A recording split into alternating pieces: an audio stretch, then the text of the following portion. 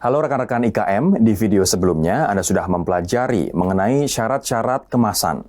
Untuk menentukan kesesuaian karakteristik kemasan dengan produk Anda terlebih dahulu perlu mengetahui sifat produknya seperti apa. Apakah produknya mudah hancur atau tidak, dan lain sebagainya. Baru setelah itu Anda dapat menentukan perlindungan yang diperlukan, kemasan yang akan digunakan oleh produk tersebut. Karakteristik produk bisa dilihat dari hal-hal berikut, yaitu berdasarkan bentuk fisiknya dan sifat alamiah produk, sebab kerusakan yang dapat terjadi pada produk, dan sistem transportasi. Adapun tujuan pembelajaran pada video ini adalah nantinya diharapkan Anda mampu mengetahui karakteristik produk dan perlindungannya seperti apa. Kita tahu bahwa pada dasarnya setiap produk memiliki karakteristik yang beragam. Oleh karena itu, Anda sangat perlu untuk mempertimbangkan jenis kemasan yang sesuai dengan bentuk fisik produk Anda. Nah, apakah produknya berbentuk cairan encer, cairan pekat atau kental, pasta, butiran, tepung, padatan, dan lain-lain. Kemudian yang selanjutnya, Anda juga perlu mengetahui karakteristik dari produk Anda. Apakah produk Anda mudah menguap, mudah hancur, lengket, mudah pecah, berbau tajam, korosif, mudah busuk, mudah patah. Misalkan, bila produk Anda mudah pecah, tentu Anda sangat tidak direkomendasikan untuk menggunakan kemasan plastik yang fleksibel, kecuali bila Anda ingin produk Anda yang mudah pecah itu hancur semua saat diangkut ke tempat lain.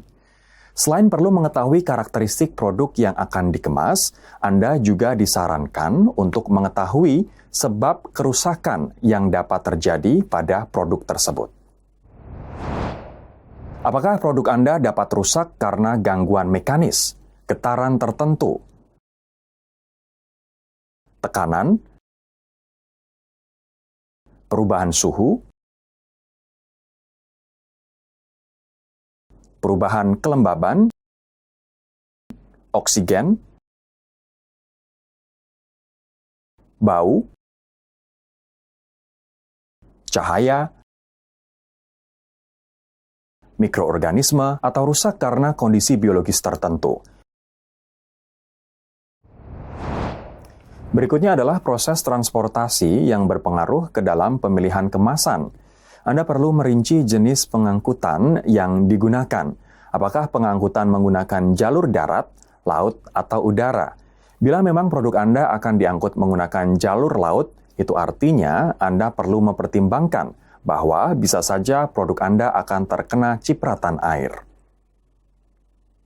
Ketika menggunakan transportasi udara, pastikan produk Anda tidak peka terhadap pergantian suhu yang cukup ekstrim, atau Anda bisa mengkombinasikan jalur pengangkutan darat dan udara, darat dan laut, laut dan udara. Anda bisa memilihnya sesuai dengan budget dan kebutuhan. Contohnya, pada jalur pengangkutan darat dan laut, pertama dilakukan di jalur dengan menggunakan truk. Karena lokasi tujuan berada di pulau seberang, maka melanjutkan transportasinya dengan menggunakan kapal. Dan yang terakhir, Anda juga perlu untuk mencari tahu apakah terdapat alat bantu handling yang dapat membantu pencegahan resiko kerusakan atau tidak di dalam transportasi pengangkut produk. Adapun alat-alatnya sebagai berikut.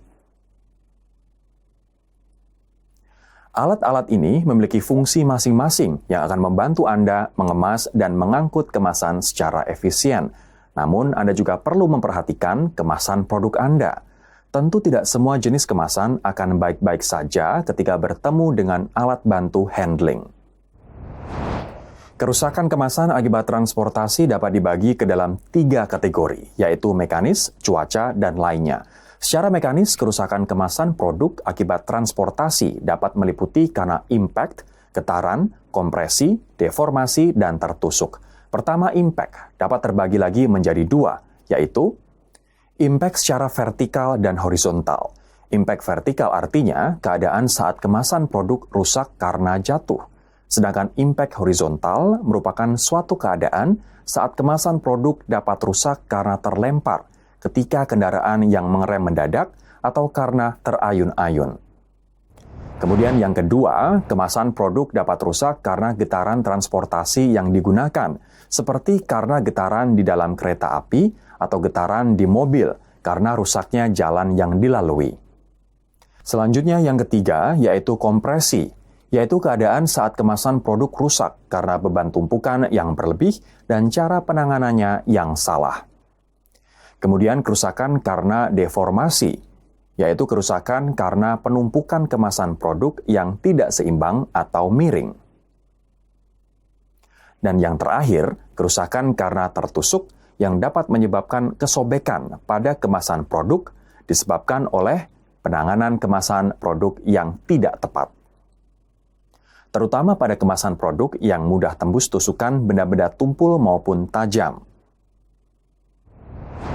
Kemudian yang kedua, yaitu kerusakan berdasarkan cuaca dapat dibagi menjadi 7. Di antaranya, kerusakan karena cuaca panas, dingin, tekanan rendah, cahaya, air, debu, dan uap air. Kemasan produk dapat rusak karena panas bila terjemur di terik panas, terletak di dekat sumber panas, dan terkena udara panas. Kemasan produk dapat rusak karena dingin bila kemasan produk yang tidak tahan dingin ditempatkan di ruang yang dingin dan terkena udara dingin. Kemudian kemasan produk juga dapat rusak bila terkena tekanan rendah, misalnya saat berada dalam ketinggian tertentu saat sedang diangkut di dalam pesawat. Lalu kemasan produk juga dapat rusak karena cahaya, yaitu sinar matahari. Kemasan produk juga dapat rusak karena air. Bisa dari jenis air berbeda seperti air tawar yang meliputi hujan, banjir, pengembunan. Selain itu, kemasan produk juga bisa jadi rusak karena air laut dan air limbah. Kemasan produk juga dapat rusak karena debu. Dan yang terakhir, kemasan produk juga dapat rusak karena uap air yang dapat menyebabkan lembab sehingga merusak kualitas produk. Selain karena faktor mekanis dan cuaca, kemasan produk juga dapat rusak karena faktor lainnya seperti faktor biologi. Kerusakan karena faktor ini ditandai dengan tumbuhnya mikroorganisme seperti bakteri, kapang, atau jamur pada kemasan. Bisa juga kerusakan disebabkan karena terganggunya kemasan oleh serangga seperti nyamuk, lalat, semut, dan rayap. Kemudian kemasan produk juga dapat rusak karena hewan lain seperti tikus. Dan yang terakhir, kemasan produk juga dapat rusak karena faktor lain seperti karena produk yang terlalu berdekatan di dalam kemasan sehingga dapat menyebabkan kerusakan kemasan karena faktor produknya itu sendiri, seperti pada kasus kebocoran atau bolongnya suatu kemasan. Dengan mengetahui karakteristik dari sebuah produk, Anda dapat menentukan kemasan untuk sebuah produk secara tepat, sekaligus juga Anda akan mengetahui dampak atau pengaruh dari pengangkutan yang akan dilakukan. Nah, di video selanjutnya kita akan membahas tentang jenis kemasan yang bisa membantu Anda dalam memilih kemasan yang pas untuk produk Anda. Sampai jumpa.